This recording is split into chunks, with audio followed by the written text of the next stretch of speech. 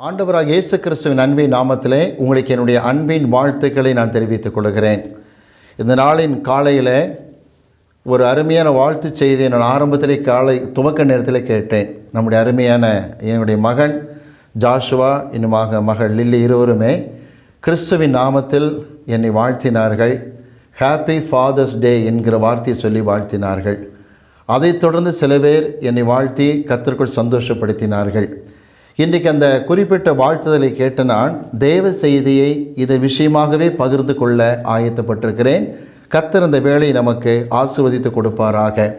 ஒருவேளை இந்த செய்தியானது யூடியூப் வாயிலாக எங்கும் கேட்கப்படுகிறபடியினாலே ஒரு பொதுவான கருத்தை முன்வைக்க நான் விரும்புகின்றேன். சில சமயத்தில் இந்த ஹாப்பி ஃபாதர்ஸ் டே என்று சொல்லக்கூடியதான அந்த வாழ்த்துதல் சந்தோஷமான காரியம்தான், இல்லை என்று சொல்லவில்லை. ஆனால் சில குடும்பங்களில் எங்களுக்கு தகப்பனும் இல்லை, தாயும் இல்லை, நாங்கள் வாழ்க்கையில் எப்படி கஷ்டப்பட்டு கொண்டிருக்கிறோம் என்று கதறும் பொழுது அவர்களுக்கொன்று வார்த்தை நான் சொல்லிவிட்டு செய்திக்குள்ளாய் போக விரும்புகிறேன். புலம்பலின் புஸ்தகம் 5ஆம் அதிகாரத்திலே 3ஆம் வசனத்தை நாம் வாசிக்கும் பொழுது, புலம்பல் 5:3ஆம் வசனத்தை வாசிக்கும் பொழுது வாசிப்போம். திக்கற்றவர்களானோம், தகப்பன் இல்லை, எங்கள் தாய்கள் விதவைகளைப் போல இருக்கிறார்கள். சில சமயத்தில் பொதுவாக யூத கலாச்சாரத்தில் திக்கற்ற பிள்ளை என்பது யாரை குறிக்கிறது என்றால், எந்த குடும்பத்தில் தகப்பன் இல்லையோ அந்த குடும்பத்தை திக்கற்ற பிள்ளைகள் இருக்கிற குடும்பமாய் வேதம் பாவிக்கின்றது. ஆனால் இன்னொரு சில குடும்பங்களில் பார்க்கும் பொழுது இங்கு சொல்லுகிறார்கள், எங்கள் தகப்பன் இல்லை, எங்கள் தாய் விதவையாக இருக்கிறார்கள் என்று சொல்லி கதறுகிற பிள்ளைகளாக நாம் பார்க்கின்றோம். ஆனால் சில குடும்பங்களிலே தகப்பனும் இல்லை, தாயும் இல்லாத பிள்ளைகளாக இருக்கிறார்கள். பொதுவாகவே இப்படிப்பட்ட குடும்பங்களிலே ஒரு ஆறுதலின்றி ஆதரவின்றி தவிக்கும் பொழுது அவர்களுக்கென்று கொடுக்கப்பட்ட வாக்குத்தத்த வசனம் என்ன தெரியுமா? 68ஆம் சங்கீதத்தை எடுத்துக்கொள்வோம். சங்கீதம் 68ஆம் சங்கீதம் எடுத்துக்கொள்வோம். 5ஆம் வசனத்தை நாம் வாசிக்க கேட்போம். 68ஆம் சங்கீதம் 5ஆம் வசனம். தம்முடைய பரிசுத்த வாசஸ்தலத்தில் இருக்கிற தேவன் திக்கற்ற பிள்ளைகளுக்கு தகப்பனும் விதவைகளுக்கு நியாயம் விசாரிக்கிறவருமாய் இருக்கிறார். ஆண்டவர் திக்கற்ற பிள்ளைகளுக்கு தகப்பனாக இருக்கின்றார். மொத்தத்திலே தாய் தகப்பன் இல்லாத எல்லோருக்கும் ஆண்டவர் எல் ஷடாய் என்கிற தம்முடைய நாமத்தின்படி அவரே தாயும் தகப்பனுமாய் இருக்கின்றார். சில சமயத்தில் ஆண்டவர் இப்படி நேரடியாக வந்து தகப்பன் தாயை போல் செய்கிற உதவியை மற்றவர்களை கொண்டு செய்கிறவராக இருக்கும் பொழுதுதான் நாம் அப்படிப்பட்ட மக்களை நம்மையும் மீறி உள்ளத்தின் ஆழத்திலிருந்து அப்பா என்று கூப்பிடுகின்றோம். அநேக பிள்ளைகள் என்னை அப்பா என்று மிகுந்த பாசத்தோடு அழைப்பது உண்டு. இன்றைக்கி காலையில் ஜாஷுவா லில்லி வாழ்த்து சொல்லும் பொழுது என் உள்ளத்தின் ஆழத்திலிருந்த ஜெபம் என்ன தெரியுமா? என்னை தங்கள் தகப்பனாக ஏற்றுக்கொண்டு எனக்காக ஜெபிக்கிற எல்லா பிள்ளைகளையும் ஆஸ்வதியும்படி நான் ஜெபிக்க கடமைப்பட்டிருக்கிறேன், ஜெபித்தும் இருக்கின்றேன். கர்த்தர் ஆஸ்வதிப்பாராக. நல்லது. இந்த ஃபாதர்ஸ் டே, அதாவது தகப்பனின் நாள் எனப்படுகிற இந்த குறிப்பிட்ட நாளிலே சில காரியங்களை முக்கியமாய் சொல்ல விரும்புகிறேன். ஒருவேளை பெற்றோர் ஸ்தானத்திலே கேட்டுக்கொண்டிருக்கிற எல்லாரும் இந்த வார்த்தைகளை கூர்ந்து கவனிக்கும்படி கேட்டுக்கொள்கிறேன். தகப்பன் இல்லாத ஒரு குடும்பத்திலே தாய்தான் தகப்பனும் தாயுமாக விளங்குகிறார்கள். பத்தம் என்ன? பிள்ளைகளை கண்டித்தும் வளர்க்க வேண்டும், அன்போடும் வளர்க்க கடமைப்பட்டிருக்கிறார்கள். நல்லது. இப்போ நம்ம வாசிக்கலாமா? முதல் காரியம் என்ன? தகப்பனுக்கு இருக்கிற முதல் காரியம் என்ன? வாசிக்கலாம். என்னாகமத்தின் புஸ்தகத்திலே 11ஆம் அதிகாரம் 12ஆம் வசனத்தை வாசிக்கும் பொழுது என்னாகமம் 11:12 வாசிக்க கேட்போம். இவர்களுடைய பிதாக்களுக்கு நான் ஆணையிட்டு கொடுத்த தேசத்திற்கு நீ இவர்களை முளையுண்கிற பாலகனை தகப்பன் சுமந்து கொண்டு போவது போல உன் மார்பிலே அணைத்து கொண்டு போ என்று நீர் என்னோடே சொல்லும்படி. கவனிங்க, இந்த வசனத்தில் பார்க்கிற காரியம் என்ன தெரியுமா? ஒரு தகப்பன் தன் பிள்ளையை சுமந்து கொண்டு போகிறவராக இருக்கின்றார். உபாகமத்திலே 1ஆம் அதிகாரம் 31ஆம் வசனத்தை வாசிக்க கேட்போமா? உபாகமம் 1:31 வாசிக்க கேட்போம். ஒரு மனிதன் தன் பிள்ளையை சுமந்து கொண்டு போவது போல நீங்கள் இவ்விடத்திற்கும் வருகிற வரைக்கும் நடந்து வந்த வழிகள் எல்லாவற்றிலும் உங்கள் தேவனாகிய கர்த்தர் உங்களை சுமந்து கொண்டு வந்ததை கண்டீர்களே. தகப்பன் தன் பிள்ளையை சுமக்கிறவனாய் காணப்படுகிறான். என்னை கேட்டுக்கொண்டிருக்கிற அன்பு பெற்றோரே, பிள்ளைகளை சுமக்கிற குணம் எந்த ஒரு தகப்பனுக்கும் உண்டு என்பதை தெளிவாக அறிந்து கொள்ளுங்கள். திரும்ப சொல்கிறேன், தகப்பனுடைய குணம் சுமக்கிற குணமாய் இருக்கிறது போல உபாகமம் 1:31 வாசிக்க கேட்டோம், நம்முடைய தேவனும் நம்மை சுமக்கிறவராய் காணப்படுகின்றார். தகப்பன் பிள்ளையை சுமக்கிறது போல நம்முடைய ஆண்டவர் நம்மை சுமக்கிறவராய் காணப்படுகின்றார். ஒரு அருமையான ஊழியருடைய சரித்திரத்தை நான் படித்தேன். அவர் கடைசி நேரம் நெருங்குகிற நேரம் தன்னுடைய மரண படுக்கையிலே படுத்திருந்தார். தேவன் தம்மை இந்த உலகத்தில் பிறக்கச் செய்து ஞானஸ்நானப்படுத்தி ஊழியத்திற்கு அழைத்து தன்னை நடத்தின இத்தனை வருஷங்களை குறித்து நினைத்து தன் மரண படுக்கையில் கர்த்தரை துதித்து கொண்டிருக்கும் பொழுது தேவன் அவருக்கு ஒரு தரிசனத்தை காட்டினார். மலைகளும் குன்றுகளும் கரடுமுள பாதைகளாக இருக்கிற ஒரு காட்டு பாதை ஒன்றை காட்டுகிறார். அதிலே 2 ஜோடி கால் தடங்கள் போய்கொண்டே இருப்பதை காட்டுகிறார் ஆண்டவர். இது என்னவென்று கேட்ட பொழுது, மகனே, ஒன்று என்னுடைய கால் தடம், உன்னை நடத்தி கொண்டு வந்தேன் அல்லவா, என்னுடைய கால் தடம், மற்றொன்று உன்னுடைய கால் தடங்களாக இருக்கிறது என்று சொல்லி அந்த 2 ஜோடி கால் தடங்களை கர்த்தர் அர்த்தப்படுத்தினார். திடீரென்று சில இடங்களிலே ஒரு ஜோடி கால் தடம் மட்டும் காணப்பட்டது. இப்போ 1 பேர் ஃபுட் பிரிண்ட் தானே காணப்படுகிறது என்று சொல்லி இந்த ஊழியருக்கு ஒரு வருத்தம். ஆண்டவரே, திடீரென்று ஒரு ஜோடி கால் தடம் காணப்படுகிறது. ஆண்டு சொன்னார், அது என்னுடைய கால் தடம் என்று சொன்னார். அப்போ நான் எங்கே ஆண்டவரை போனேன் என்று உருக்கத்தோடு கேட்டார். கர்த்தர் சொன்னார், இந்த பாதைகளை நீ கடக்க முடியாது என்றுதான் உன்னை என் தோளிலே சுமந்து கொண்டபடினால் ஒரு ஜோடி கால் தடத்தை பார்க்கிறாய் என்று கர்த்தர் சொன்னார். எனக்கு அன்பானவர்களே, நாம் கடக்க முடியாத பாதைகள் வரும் பொழுது அவர் நம்மை சுமந்து கொண்டு வந்த தேவனாக இருக்கிறார். ஒரு உதாரணம் சொல்லுகிறோம் பாருங்களேன். இதை விளக்க ஒரு சத்தியத்தை பார்க்கலாமா? ஏசியா தீர்க்கதரிசியின் புஸ்தகத்திலே 40ஆம் அதிகாரத்திலே அந்த வசனத்தை வாசித்து விளக்க விரும்புகிறேன். ஏசியா தீர்க்கதரிசியின் புஸ்தகம் 40ஆம் அதிகாரம் எடுத்துக்கொள்ளுங்கள். 11ஆம் வசனத்தை வாசிப்போம். ஏசியா 40:11 வாசிக்க கேட்போம். மேய்ப்பனை போல தமது மந்தையை மேய்ப்பார், ஆட்டுக்குட்டிகளை தமது புயத்தினால் சேர்த்து தமது மடியிலே சுமந்து கரவல் ஆடுகளை மெதுவாய் நடத்துவார். ஆண்டவர் ஆட்டுக்குட்டிகளை மடியிலே சுமக்கிறவராக இருக்கிறார். சில இடத்துல ஆட்டுக்குட்டிகள் நடக்க முடியாது. ஒரு ஆச்சரியம் என்ன தெரியுமா? என்னை கேட்டுக்கொண்டு தெளிவாய் சொல்லுகிறேன், கடந்து வந்த பாதைகளை திரும்பி பார்க்கும் பொழுதே, நீங்கள் கண்ணீரோடு கர்த்தருக்கு நன்றி செலுத்தும் பொழுதே, சில நாட்களை சில நேரங்களை குறித்து ஆச்சரியப்படுவீர்கள். இது எப்படி முடிந்தது, இந்த காரியம் எப்படி சாதிக்க முடிந்தது என்று சொல்லுகிறீர்களே, அந்த காரியத்தை நேரங்களில் தான் அவர் நம்மை தோளில் சுமந்திருக்கின்றார் என்பதை மறக்கக்கூடாது. 2017 கொடிய மரண படுக்கையில் ஆப்ரேஷனில் காணப்பட்ட சமயத்தில் அதிகமான மருத்துவமனை செலவு ஆனது. நாங்கள் இப்பொழுது குடியிருக்கிற பெத்தேல் வீடும் கட்டுமான பணி நடந்து முடிகிற சமயம் நெருங்கிவிட்டது. மறுபக்கம் இப்பொழுது ஆராதிக்கக்கூடிய பெத்லகேம் என்கிற திருச்சபைக்கான காரியத்தில் கூட ஒழுங்கு செய்ய வேண்டி இருந்தது. 2017 இந்த ஆப்ரேஷன் முடிந்தது. அதிகமான செலவு நேர்ந்திருந்தது. ஆனாலும் கர்த்தர் பாருங்கள், அடுத்த வருடம் 2018 மே மாதத்தில் பெத்தேல் டெடிகேஷனை முடிக்க உதவி செய்தார் தேவனுடைய வீடு. அதே வருஷத்தில் அக்டோபர் 2ஆம் தேதி என்று திருச்சபை நடக்கக்கூடிய பெத்லகேம் என்கிறதான ஜெப வீட்டின் அந்த 6ஆவது பிரதிஷ்டை கர்த்தர் முடிக்க உதவி செய்தார். இதை நினைக்கும் போது ஆச்சரியமாக இருக்கிறது. நான் சில சமயத்தில் வாக்கிங் போகும் பொழுது என்னுடைய நிலத்திலே அந்த ஒரு ஓரமாக, அதாவது மேற்கு மூலை நின்று கொண்டு நான் திரும்பி பார்ப்பேன்.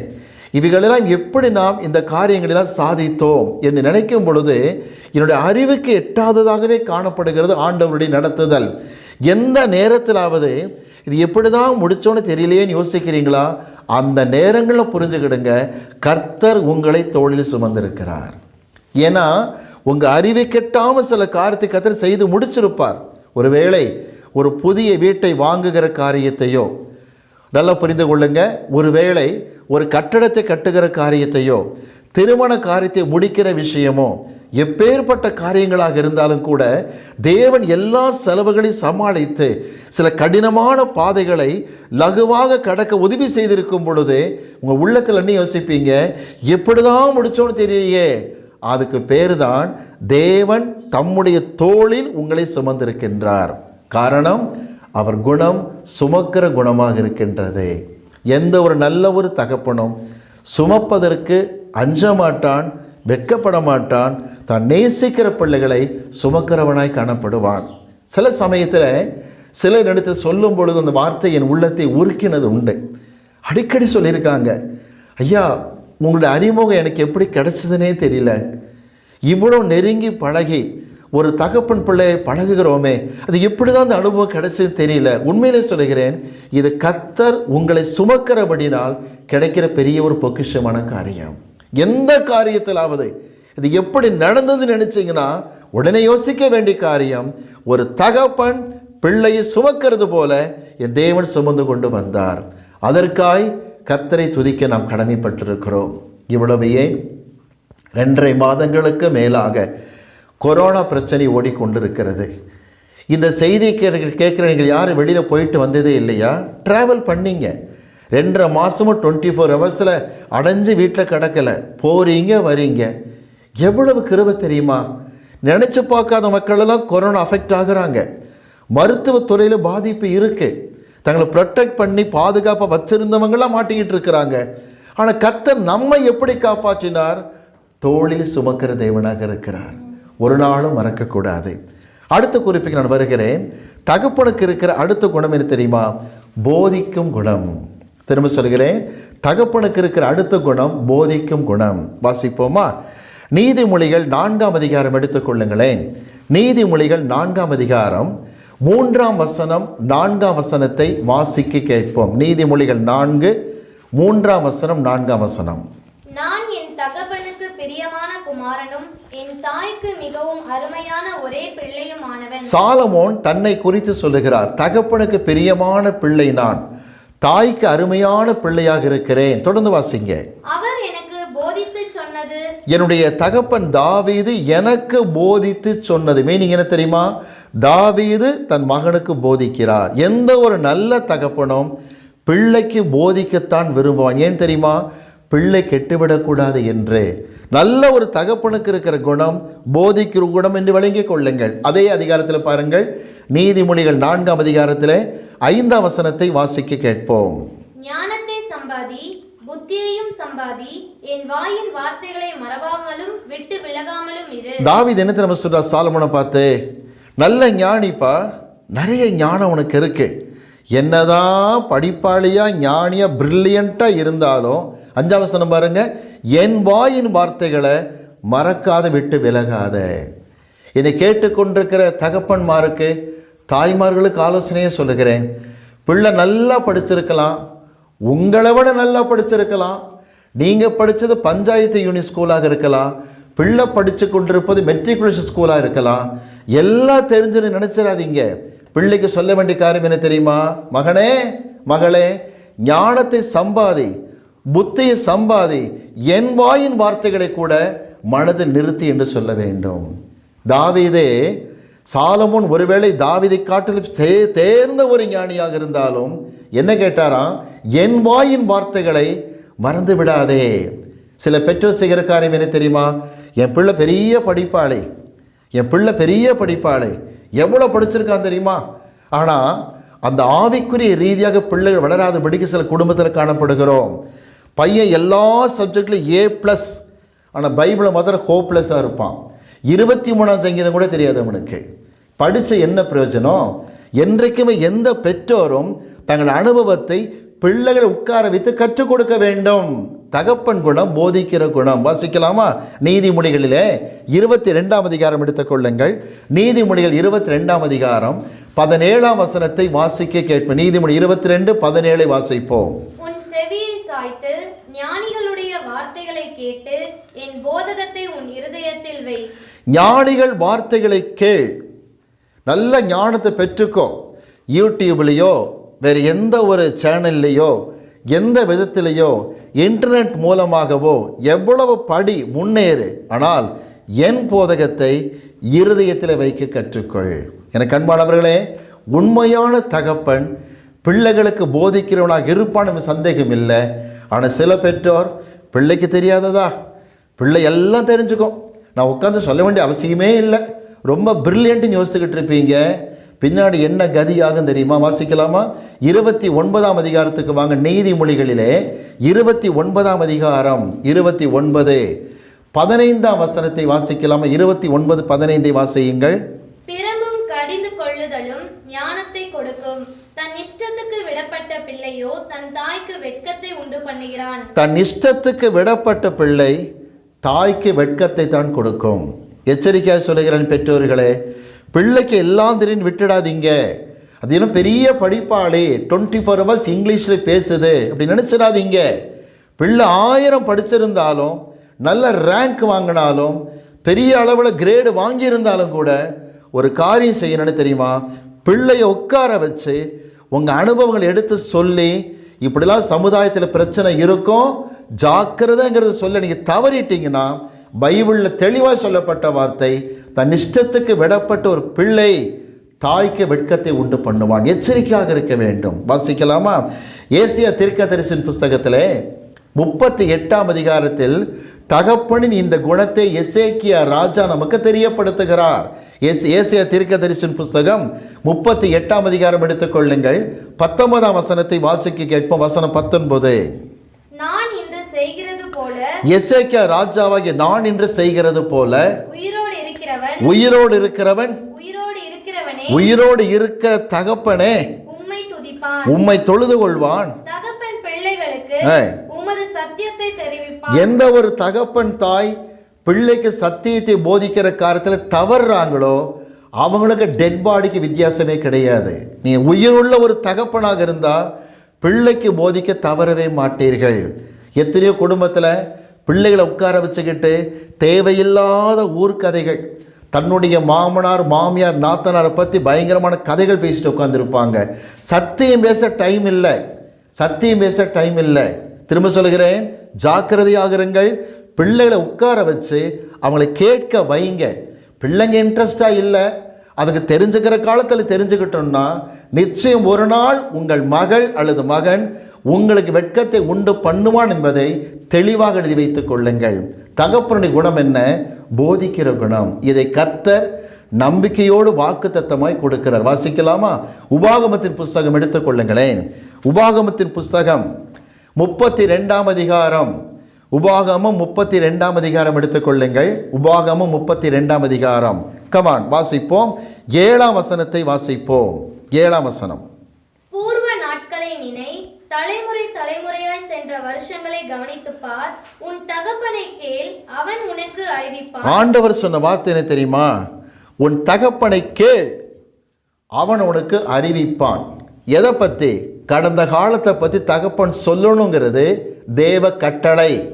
எல்லா தகப்பன்மார்க்கு தாய்மார்க்கு அன்போடு சொல்லுகிறேன், கடந்து வந்த பாதைகளை பிள்ளைகளுக்கு சொல்லிக் கொடுங்கள். என் கஷ்டத்தை சொல்ல பிள்ளைகிட்ட சொல்லணுமா? அதை கேட்டு தெரிஞ்சுக்கணுமா என்றெல்லாம் தேவையற்ற தத்துவத்தை பேசாதிருங்கள். கர்த்தரே சொல்லி இருக்கிறார், உன் தகப்பனை கேள், அவன் உனக்கு சொல்லுவான் பூர்வ காலத்தை குறித்து. ஆனால் இந்த காலத்தில், இன்றைய காலகட்டத்தில் நடக்கிற அநாகரிகத்தை பேசிட்டு உட்காந்துருக்கிறாங்க. ஆனால் ஒன்று சொல்லுங்க, நீங்கள் சத்தியத்தை பிள்ளைகளுக்கு போதிக்கிறவன். பூர்வ நாட்களில் தேவன் தன்னை நடத்தினதை பிள்ளைகளை சொல்ல தகப்பன் ஆஸ்வதிக்கப்பட்டவனாக இருப்பான் என்று விளங்கிக் கொள்ளுங்கள். ஆகவே தான் என் ஊழிய களத்தில் என்னோட அன்பாய் பழகுகிற பிள்ளைகளுக்கு நான் கடந்து வந்த பாதைகளை அடிக்கடி சொல்ல காரணம் அதுதான்.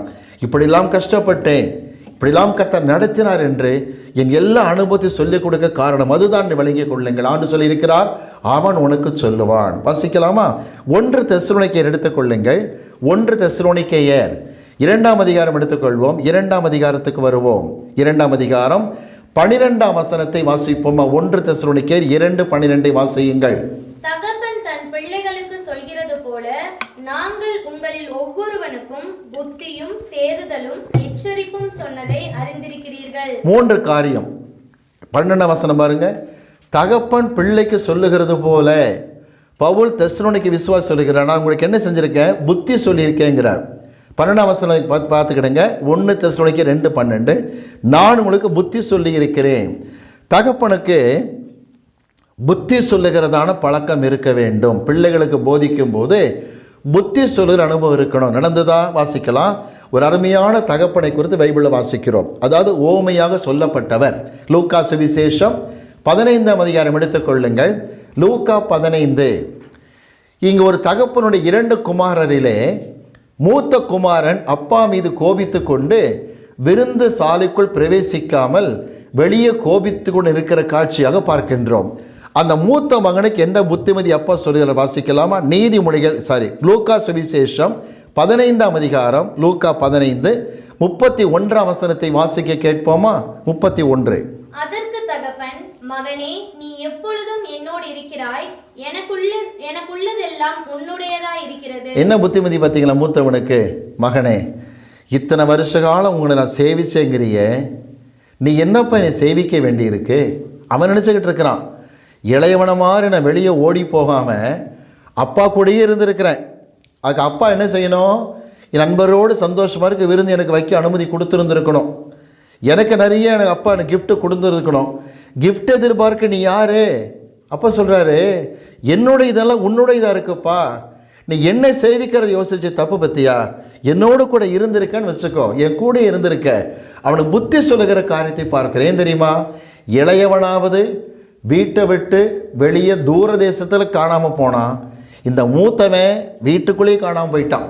அதுதான் பிரச்சனை அவனுக்கு.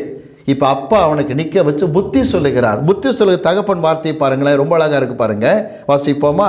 வசனம் லூக்கா 15ஆம் அதிகாரத்தில் 31ஆம் வசனத்தில், என்னுடையதெல்லாம் உன்னுடையதப்பா, ஏன் நீ பிரித்து யோசிக்கிற?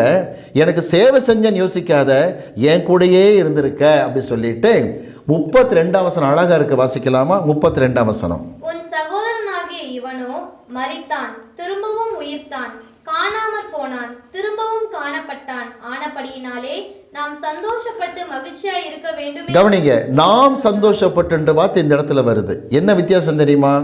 தகப்பன் மகனுக்கு என்ன சொல்றாரு? நாம் சந்தோஷப்பட்டு. இதில் என்ன வித்தியாசம் காட்ட விரும்புகிறேன்னு கேட்டிங்கன்னா, இதே லூக்கா 15ஆம் அதிகாரத்தில் பாருங்க, 6ஆம் வசனத்தில் பார்த்தா, அந்த 100 ஆடுகளை ஒன்று தொலைஞ்சு போன உடனே கிடைச்ச மேய்ப்பன் என்ன சொன்னான் தெரியுமா? 6ஆம் வசனம் வாசிங்க பார்ப்போம். லூக்கா 15:6. வீட்டுக்கு வந்து சிநேகிதரையும் அயலகத்தாரையும் கூட வரவழைத்து, காணாமற் போன என் நாட்டை கண்டுபிடித்தேன், என்னோட கூட சந்தோஷப்படுங்கள் என்பான் அல்லவா? என்னோடு கூட நீங்க சந்தோஷப்படுங்க தான் சொல்றான். அடுத்தது 10 வெள்ளிக்காசுல ஒன்னை எடுத்தாள் ஸ்திரீ, அவ என்ன சொன்ன? 9ஆம் வசனம் வாசிங்க பார்ப்போம். கண்டுபிடித்த பின்பு தன் சிநேகிதிகளையும் அயல் வீட்டுக்காரிகளையும் கூட வரவழைத்து, காணாமற் போன வெள்ளிக்காசை கண்டுபிடித்தேன், என்னோட கூட சந்தோஷப்படுங்கள் என்பாள். இந்த 2 வார்த்தை பார்த்தீங்களா? ஆட்டை கிடைக்கப்பட்ட மேய்ப்பன் என்னோட நீங்க சந்தோஷப்படுங்கிறான். 9ஆம் வசனம் பாருங்க, வெள்ளிக்காசை கண்டெடுத்த ஸ்திரீ என்னோட சந்தோஷப்படுங்கிறார். ஆனால் அப்பா பிள்ளைய பார்த்து 32ஆம் வசனம் பாருங்க, நாம் சந்தோஷப்படுவோங்கிறார். இதுதாங்க ஒரு மேன்மையான காரியம். அப்பா மகனுக்கு புத்தி சொல்றாரு. தெசலோனிக்கேயர் என்ன வாசிச்சிங்க? 1 தெசலோனிக்கேயர் 12ஆம் வசனத்தில் புத்திமதி, 2வது தேறுதல். அதாவது தகப்பன் பிள்ளையை தேற்றுகிறவனாய் இருப்பான். வாசிக்கலாமா? லூக்கா சுவிசேஷம் 15ஆம் அதிகாரம் 20ஆம் வசனத்தை வாசிப்போம். லூக்கா 15:20 வாசியுங்கள். எழுந்து புறப்பட்டு தன் தகப்பனிடத்தில் வந்தான். அவன் தூரத்தில் வரும்போதே அவனுடைய தகப்பன் அவனை கண்டு மனதுருகி ஓடி அவன் கழுத்தை கட்டிக்கொண்டு அவனை முத்தம் செய்தான். இதுதாங்க முதல் தேறுதல். தகப்பன் தூரத்தில் பிள்ளைய பார்த்தோன்னே ஓடி போய் கழுத்தை கட்டி முத்தம் கொடுத்தான் பாருங்க. இளையவனுக்கு அதான் பெரிய ஒரு ஆறுதல். அல்லது மகன் வீட்டு வாசல் வர வரைக்கும் சிபிசிஐடி ஆஃபீஸர் ரேஞ்சில் பார்வை பார்த்துக்கிட்டு இருந்தான்னா பையன் தயங்கி தான் உள்ளே வந்திருப்பான். என்னைக்கு அப்பங்காரன் போய் கழுத்தை கட்டி முத்தம் கொடுத்தானோ பெரிய ஒரு ஆறுதல். வாசிங்க பாப்போம். லூக்கா 15ஆம் அதிகாரத்தில் 22ஆம் வசனம் வாசிங்க. வசனம் 22. அப்பொழுது தகப்பன் தன் ஊழியக்காரரை நோக்கி, நீங்கள் உயர்ந்த வஸ்திரத்தை கொண்டு வந்து இவனுக்கு உடுத்தி இவன் கைக்கு மோதிரத்தையும் கால்களுக்கு பாதரட்சையும் போடுங்கள். புரிஞ்சுக்கிட்டீங்களா? உங்கள் வேலைக்காரர்கள் ஒருத்தராக இருக்கிறேன்னு நினச்சி தான் வந்தான் இளையவன். அப்புறம் பார்த்தா அப்பா கழுத்தை கட்டி முத்தம் கொடுத்து அவனுக்கு உயர்ந்த கணத்தை கொடுக்கிறதை பார்க்கிறோம். அன்பானவர்களை திரும்ப சொல்ல புரிந்து கொள்ளுங்க. எந்த ஒரு தகப்பனும் குறையுள்ள பிள்ளையை உணரும் நேரத்தில் தேற்றுகிற தகப்பனாக இருக்க வேண்டும். எப்படியோ ஒளிஞ்சு போடா, நாசமா போ என்பது நல்ல வார்த்தை அல்ல. மாறாக பிள்ளை திருந்தும்படிக்கு முயற்சி எடுக்கிறது மட்டுமல்ல, பிள்ளை திருந்தும் பொழுது ஆற்றி தேற்றுகிற ஒரு தகப்பனாக இருக்க வேண்டும். என் ஊழியத்தில் அநேக பிள்ளைகள் சில சமயத்தில் நான் என்ன யோசிக்கிறேன்னு கூட தெரியாமல் சில மிஸ்டேக் பண்ணிவிடுவாங்க. அப்புறம் எடுத்து சொல்லும் பொழுது சாரியும் வாங்க பாருங்கள், அந்த நேரத்துலையும் மறந்துடுவது. அப்படியே மறுபடியும் பழையபடி அன்பை காட்டுகிறது உண்டே. திரும்ப சொல்கிறேன், எந்த ஒரு தகப்பனும் பிள்ளையை ஆறுதல் படுத்துகிற பிள்ளையாக தகப்பனாக இருக்க வேண்டும். வாசிக்கலாமா?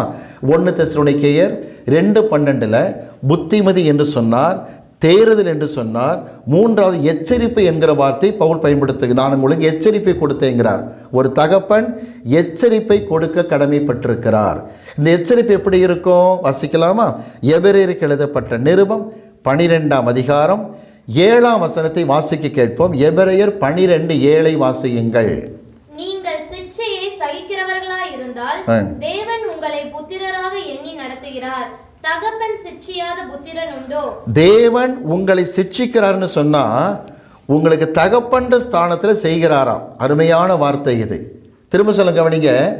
தகப்பன் சிட்சிக்காத புத்திரன் உண்டோ? மீனிங் என்ன தெரியுமா? எந்த ஒரு தகப்பனும் பிள்ளையை சிட்சிக்க கடமைப்பட்டிருக்கிறான்.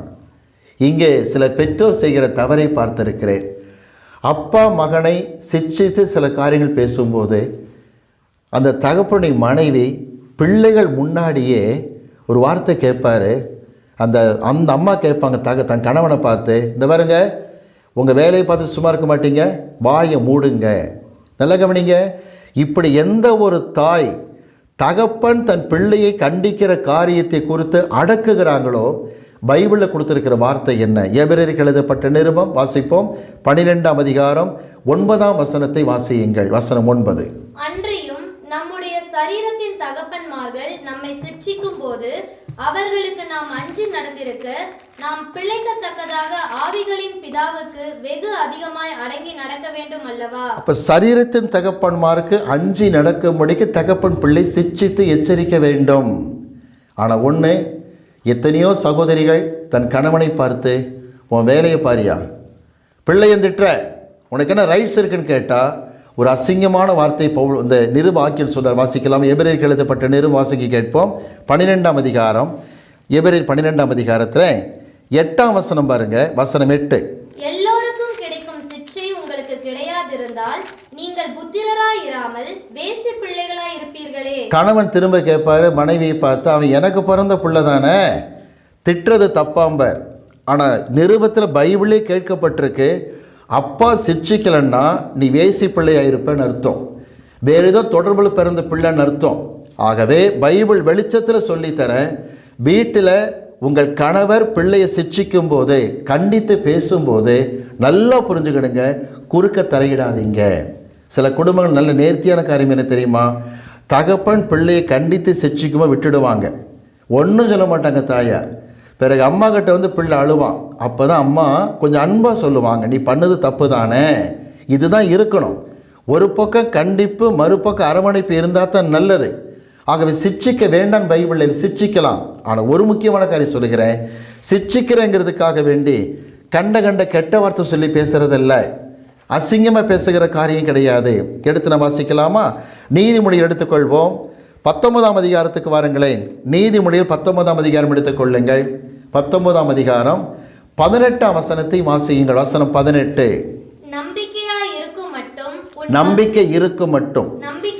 மட்டும் உன் மகனை சிற்றை செய், ஆனாலும் அவனை கொல்ல உன் ஆத்துமாவை எழும்ப ஒட்டாதே. தகப்பன்மாரை கவனிங்க. நம்பிக்கை வர வரைக்கும் பிள்ளை சிட்சிக்கலாங்க, ஆனால் ஒன்று, அவனை கொல்வதற்கு உன் ஆத்துமாவை எழும்ப விட்டாதே. ஆனால் ஒன்று கவனிச்சுக்கிடுங்க, எந்த வார்த்தைகளை சில பேர் சொல்லுவாங்க, பிள்ளையை வந்து சிட்சிக்கிற வேகத்தில் கண்டிக்கும் போது, உன்னை கொன்னுடுவேண்டா, உயிரோடு வைக்க மாட்டேன்டா அப்படின்ற மாதிரி கடினமாக பேசுவாங்க. இன்னும் சில பேர் பேசும்போது, உன்னை பெற்றதுக்கு ஒரு அம்மிக்கல்லை பெற்றிருக்கலாம், ஆட்டுக்களை பெற்றிருக்கலாமாங்க. அம்மிக்கல் ஆட்டுக்கள் வெயிட்டு தெரியாமல் வீசிக்கிட்டு இருக்கிறாங்க. இங்கே 3 கிலோ வெயிட்டில் குழந்தை பிறந்தாலே சபையில் அழுது கத்தர்தாமே பிரசவத்தை ஆஸ்வதித்தால் சாட்சி சொல்ல வேண்டியிருக்கு. இதில் குழவிக்கல் வெயிட்டும் தெரியாது, அம்மிக்கல் வெயிட்டும் தெரியாது. கேவலமான காரியம் இது. திரும்ப சொல்கிறேன், பிள்ளையை கொல்வதற்கு ஆத்துமாவை எழும்ப விட்டாதே. பெருமினால் அடிக்கலாம், அவன் சாகான்னு பைபிளில் இருக்குது. அதுக்காக வேறு மாதிரி ஏதோ காவல் நிலையத்தில் குற்றவாளி போட்டு சாத்துற மாதிரி பிள்ளை அடிக்க வேண்டிய அவசியம் இல்லை. திரும்ப சொல்லுங்க, கவனிங்க. சிற்றிக்கிறதுக்கு பைபிளை கொடுத்து இலக்கணத்தை சொல்ல புரிந்து கொள்ளுங்கள். வாசிக்கலாமா? சங்கீதம் எடுத்துக்கொள்ளுங்கள். சங்கீதம் 94 சங்கீதம் எடுத்துக்கொள்வோம். 94 சங்கீதம் 13 வசனத்தை வாசிப்போம். சங்கீதம் 94 13. சிட்சித்து உம்முடைய வேதத்தை கொண்டு போதிக்கிற மனுஷன் பாக்கியவான். பாருங்க, வேதத்தை கொண்டு சிட்சிக்கணும்னா பைபிளை தூக்கி தலையில் அடிக்கிறது இல்லை. தப்பாக புரிஞ்சுக்காதீங்க. சிட்சித்த வேதத்தை கொண்டு போதி அர்த்தம் தெரியுமா? எபிரேய மொழி அர்த்தம் சொல்லித்தரேன். வேதத்தை கொண்டு பிள்ளை சிட்சிக்கிற தகப்பன் பாக்கியவானாக இருப்பான். என்னுடைய பெற்றோர் இந்த காரியத்தை செஞ்சாங்க. அதுவும் பார்த்திங்கன்னா எங்கள் அம்மா பைபிள் தரோவாக படிச்சிருப்பாங்க. நான் என் சகோதரனும் என்னுடைய சின்ன வயசு ரொம்ப அட்டகாசம் பண்ணி குடும்பத்தனை பண்ணிக்கிட்டு இருந்தோம். அதுக்குரிய அந்த ஏஜுக்குரிய சுபாவம் தான். ஆனால் அன்னைக்கு எவன் என்ன தப்பு பண்ணானோ, எதில் அடங்கலையோ அதுக்கேற்ற பைபிள் வசனத்தை கரெக்டாக எடுத்து வச்சுருப்பாங்க என்னுடைய மம்மி. குடும்ப ஜபம் நடக்கும். குடும்ப ஜபத்தில் நான் அன்றைக்கி ரொம்ப ரகலை பண்ணியிருந்தேன்னா என் கையில் பைபிள் கொடுத்து அவங்க ஒரு போர்ஷன் சொல்லுவாங்க. அந்த அதிகார வசனத்தை வாசிக்கணும். பைபிளில் வசனத்தை வாசிக்க வாசிக்க உதைக்கும் மனசுக்குள்ள அப்படி மென்ன முழுங்கி வாசிப்பேன். என்னடா மென்ன முழுங்குற, சத்தமாக திரும்ப வாசிப்பாங்க. திரும்ப திரும்ப வாசிக்க வாசிக்க கண்களில் கண்ணீர் மட்டும்தான் வரும். இதுதான் வேதத்தை கொண்டு சிட்சித்து போதிக்கிற காரியம். அதை விட்டுட்டு அவன் என்ன கதியானா, இவன் என்ன கதியானா, அவன் என்னானா தெரியுமான்னு ஏகப்பட்ட கண்ட அசிங்கமான கதைகளை சொல்லிக்கிட்டு பிள்ளையை அடித்து நொறுக்கிறதில்ல, அல்லது உப்புக்கல்லை போட்டு போடுற முழங்கால் உப்புக்கல்லில் அப்படிங்கிறது இல்லை, கதவை இடுக்கலை வெங்காயத்தை நசி கண்ணில் பொழிஞ்சு ஊற்றுறதில்ல. சிட்சித்தால் வேதத்தை கொண்டு சிட்சித்து போதிக்க சொல்லி பைபிளில் சொல்லப்பட்டிருக்கு. ஒரு வரலாற்று உதாரணத்தை சோகத்தோடு சொல்லுகிறேன். புராட்டஸ்டண்டை உருவாக்கிய மார்ட்டின் லூத்தர் தகப்பன் மகா கடினம் உள்ளவர். பிள்ளைகளை அடித்து அடித்து அடித்து இம்சிப்பார். சின்ன குற்றத்துக்கு கடினமாக அடிப்பார். மார்ட்டின் உள்ளத்தில் வளர்ந்தது என்ன தெரியுமா? அப்பானாலே கொடுங்கோலன் தான், அப்பான்னு சொன்னாலே கொடுமையானவன் தான், அரகண்டா பிஹேவ் பண்ணுறவன் அப்பான்னு சொல்லி அந்த மனசில் குழந்தை பருவத்தின் மனசில் பதிஞ்சிருச்சு. அவர் தன் சரித்திர அனுபவத்தை எழுதுகிற மார்ட்டின் லூத்தர் ஆண்டவரை ஏற்றுக்கொண்ட பிறகு பைபிளை படிக்கும்போது, அவர் நோக்கி ஜெபிக்கும் பொழுது, அப்பா பிதாவே என்று கூப்பிட பண்ணுகிற புத்திர சுவிகாரத்தை நாவின் வாசிக்கும் பொழுது, இயேசு கிறிஸ்துவின் நாமத்தில் ஜெபிக்கிற அவர், பரலோகத்தில் வாசமாக இருக்கிற அவரை அப்பான்னு கூப்பிடுறதா? அப்போ பரலோகத்தில் இருக்கிற பிதா கொடுமையானவரா, அடித்து நொறுக்குவாரா என்கிற எண்ணம் தான் வந்தது. ஜெர்மனிய மொழியிலே த்ரூ என்று சொல்வார்கள். த்ரூ என்று சொன்னால் தகப்பனை குறிக்கிற வார்த்தை. கர்த்தரை பிதா என்று அழைக்க அவருக்குள்ளாக மனசு வரவில்லை. ஏன்னா அவங்க அப்பா அந்த மாதிரி நடந்துக்கிட்டார். சில குடும்பங்களை பார்த்துருக்கிறேன். ஆண் பிள்ளையானாலும் சரி, பெண் பிள்ளையானாலும் சரி, போட்டு அடி சாத்த வேண்டியது, கெட்ட வார்த்தை பேச வேண்டியது, கண்டபடி பேச வேண்டியது எல்லாம் பேசி பயங்கரமாக இது பண்ணிட்டு பிறகு வருத்தப்பட்டுக்கிட்டு இருப்பாங்க. சில குடும்பங்களில் பிள்ளையை செத்து போடா சாவிடான்னு சொல்லியே பிள்ளையின் மரணத்துக்கு பெற்றோரை காரணமாக இருந்திருக்காங்க. ஆக என் கண்பானவர்களே, கடினமாக பண்ணாதீங்க. தகப்பன் பிள்ளைகளை எச்சரிக்கலாம், ஆனால் நச்சரிக்க கூடாது. எச்சரிப்பு வேறு நச்சரிப்பு வேறுன்னு புரிஞ்சுக்கிடுங்க. ஆகவே தகப்பன் குணம் என்ன, பிள்ளைகளுக்கு போதிக்கிற குணம் என்று விளங்கிக் கொள்ளுங்கள். 103 சங்கீதத்தில் 13 வசனத்தை வாசிக்க கேட்போமா? 103 சங்கீதம் 13 வசனத்தை வாசிப்போம். தகப்பன் தன் பிள்ளைகளுக்கு இறங்குகிறது போல தகப்பன் பிள்ளைகளுக்கு இரக்கம் காட்டுவான். ஆக அன்பானவர்களே, புத்தி சொல்லுங்கள், பிள்ளைகளை தேற்றுங்கள், பிள்ளைகளை எச்சரியுங்கள், சிட்சித்து வேதத்தை கொண்டு போதித்து வளர்க்க கற்றுக்கொள்ளுங்கள். 3ஆம் குறிப்புக்கு வருகிறேன். முதல்ல பார்த்தோம் தகப்பன் சுமப்பான், 2 தகப்பன் போதிப்பான், 3வது தகப்பனுக்குள்ள இன்னொரு குணம் என்ன தெரியுமா? நல்லவைகளை பிள்ளைகளுக்கு தரக்கூடிய குணம். வாசிக்கலாம். லூக்கா சுவிசேஷம் 11ஆம் அதிகாரம் எடுத்துக்கொள்வோம். லூக்கா 11ஆம் அதிகாரம் எல்லாம் எடுத்துக்கிட்டீங்களா? லூக்கா 11ஆம் அதிகாரம் எடுத்துக்கொள்ளுங்கள். 11ஆம் வசனத்தை வாசிக்க, 11ஆம் வசனம் முதற்கொண்டு வாசிக்க கேட்போம். உங்களில் தகப்பனாயிருக்கிற ஒருவனிடத்தில், உங்களில் யாராவது தகப்பனாய் இருந்தால் தகப்பனிடத்தில் மகன் அப்பம் கேட்டால் அவனுக்கு கல்லை கொடுப்பானா? கொஞ்சம் கவனிங்க. அப்பத்தை கேட்டால் கல்லை கொடுப்பானா? என்னை கேட்டுக்கொண்டிருக்கிற பெற்றோர்களே, உங்கள் பிள்ளைங்க இட்லி கேட்டால் இட்லி கொடுப்பீங்க, தோசை கேட்டால் தோசை கொடுப்பீங்க, அப்படிதான் பைபிளில் இருக்கு. அப்பத்தை கேட்டால் கல்லை கொடுப்பானா? நான் சொல்கிறேன், கல்லை கொடுக்க வேண்டாம், ஃபாஸ்ட் ஃபுட் வாங்கி கொடுத்தா போதும். ஃபாஸ்ட் ஃபுட்டில் பிள்ளை உட்கார வச்சு சாப்பிட்றான்னு சொன்னால் போதும், கல்லை கொடுக்க அவசியம் இல்லை. அடுத்த பாருங்க சொல்லப்பட்டிருக்கு, மீனை கேட்டால், வாசிங்க, மீனை கேட்டால் மீனுக்கு பதிலாய் பாம்பை கொடுப்பானோ? பாம்பை கொடுக்க வேண்டாம் பெற்றோரே, சில்லி சிக்கன் வாங்கி கொடுங்க, ஃப்ரைட் ரைஸாக கொடுங்க, நூடுல்ஸாக கொடுங்க, மேகி பாக்கெட் பட வாங்கி கொடுங்க, என்னென்ன கேடுகட்ட சாப்பாடோ வாங்கி கொடுங்க. நீங்கள் பாம்பை கொடுக்க வேண்டிய அவசியம் இல்லை. அவன் மீனை கேட்டால் பாம்பை கொடுக்க வேண்டாம், இதை வாங்கி கொடுத்தாலே போதும். பிள்ளையை கொள்றீங்கன்னு அர்த்தம். உண்மையான தகப்பனாக இருந்தால் எது ஏற்குமோ சரீரத்துக்கு அதை மட்டும்தான் வாங்கி கொடுக்கணும். வாசிக்கலாமா? முட்டையை கேட்டால் அல்லது முட்டையை கேட்டால் அவனுக்கு தேளை கொடுப்பானோ? தேளை கையில் கொடுக்க வேண்டாம். லேஸ் பாக்கெட், சிப்ஸு பாக்கெட், கண்ட அந்த குர்குரேவா எல்லாம் வாங்கி கொடுத்தீங்கன்னா போதும். திரும்ப சொல்லுகிறேன், தேளை கொடுக்க வேண்டாம், இதை கொடுத்தாலே போதும். அப்ப அர்த்தனை தெரியுமா? தொடர்ந்து வாசிங்கன்னு சொல்லப்பட்டிருக்கு, பொல்லாதவர்களாகிய நீங்கள் உங்கள் பிள்ளைகளுக்கு நல்ல ஈவுகளை கொடுக்க அறிந்திருக்க. நல்ல கவனிங்க, நல்ல தகப்பனுக்கு பிள்ளைகளுக்கு நல்லதை தரும் குணம் இருக்க வேண்டும். சரியான தகப்பனுக்கு என்ன புத்தி இருக்கணும்னா, பிள்ளைக்கு எது கெடுதியோ அது வாங்கி தரக்கூடாது. ரொம்ப தொந்தரவு பண்ணுறாங்கிறதுக்காக இந்த அப்படி 10 ரூபா, இந்த அப்படி 50 ரூபா, இஷ்டப்பட்டதை வாங்கிக்கோ. திரும்ப சொல்கிறேன், பிள்ளை இஷ்டத்துக்கு விடுவாயானால் அவன் உனக்கு வெட்கத்தை உண்டு பண்ணுவான் என்பது சந்தேகமே கிடையாது. அவன் முக்கியமாக புரிந்து கொள்ளுங்க, நல்ல ஒரு தகப்பன் பிள்ளைகளுக்கு நல்லதை கொடுக்கிறவனாக இருக்கிறான். ஆண்டு சொல்லியிருப்பார் லூக்கா 11ஆம் அதிகாரத்தில், அந்தபடியே தம்மிடத்தில் வேண்டிக் கொள்ளுகிற மக்களுக்கு ஆண்டவர் பரிசுத்தாவியை கொடுப்பது நிச்சயம் அல்லவா? சிலர்கிட்ட கேட்டிருக்க, அபிஷேகம் பெற்றிருக்கிறீங்களான்னு கேட்டால், பரிசுத்தாவிக்கா ஜெபம் பண்ணுறதில்ல பாஸ்டர். ஏன்? பரிசுத்தாவிக்கு ஜெபிக்க போய் வேற எந்த ஆவியாவது வந்துருச்சுன்னா மம்பா போய்விடுமே அப்படின்னு. நல்ல ஞானி. பைபிளில் போட்டிருக்கு, நீ அப்பம் கேட்டால் அப்பம் தான் கிடைக்கும், மீன் கேட்டால் மீன் தான் கிடைக்கும், முட்டை கேட்டால் முட்டை தான் கிடைக்கும், பரிசுத்தாவி கேட்டால் பரிசுத்தாவி தான் கிடைக்கும்னு அர்த்தம். ஆகவே நல்ல ஈவைகளை கொடுக்கிறவர் பரமபிதா. பூலோகத்தின் தகப்பன்மாராகிய நாமும் கூட பிள்ளைகளுக்கு நல்ல ஈவைகளை கொடுக்க கற்றுக்கொள்ள நன்மையான காரியத்தை. மத்தேயு சுவிசேஷம் 7ஆம் அதிகாரத்தில் பார்த்தீங்கன்னா இதே வார்த்தை அப்படி சொல்லப்பட்டிருக்கு. மத்தேயு சுவிசேஷம் 7ஆம் அதிகாரம் 11ஆம் வசனம் வாசிக்க கேட்போமா? மத்தேயு 7:11. ஆகையால் பொல்லாதவர்களாகிய நீங்கள் உங்கள் பிள்ளைகளுக்கு நல்ல ஈவுகளை கொடுக்க அறிந்திருக்கும் போது பரலோகத்தில் இருக்கிற உங்கள் பிதா தம்மிடத்தில் வேண்டிக் கொள்கிறவர்களுக்கு நன்மையானவைகளை கொடுப்பது அதிக நிச்சயம் அல்லவா? பரமபிதா தீமையை கொடுக்க மாட்டார், நன்மையை கொடுப்பார். நாமும் கூட பிள்ளைகளுக்கு நல்லவைகளையே கொடுக்க அறிந்த தகப்பன்மாராக இருக்க வேண்டும். அவன் கேட்குறாங்கிறதுக்காக, அடம்பிடிக்கிறாங்கிறதுக்காக எல்லாத்தையும் வாங்கி கொடுக்காதீங்க. எச்சரிக்கை கற்றுக்கொள்ளுங்கள். கர்த்தர் ஆஸ்வதிப்பாராக. நாம் கர்த்தர் சமூகத்தில் ஜெபம் பண்ணுவோம். எல்லாரும் கண்களை மூடி கர்த்தர் சமூகத்தை நோக்கி நாம் பார்க்கலாமா? ஆண்டவர் நம்முடைய தகப்பனாக இருக்கிறார். திக்கற்ற பிள்ளைகளுக்கு சகாயரும் தேவனும் அவர்தான்.